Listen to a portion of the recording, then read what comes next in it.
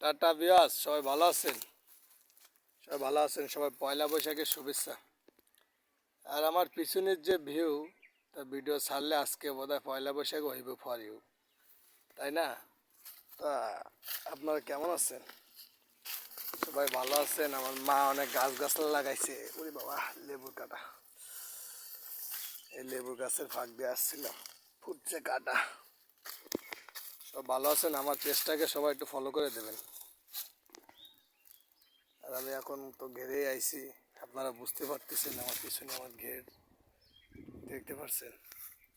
আমরা সাদা মাছের চাষ করি বেশিরভাগে, আমাদের সাদা মাছ। আর আমি কিছুদিন পর জাল টানুমনে আপনাদেরকে দেখাবানে, দেখবেন আমার এটা বেয়া।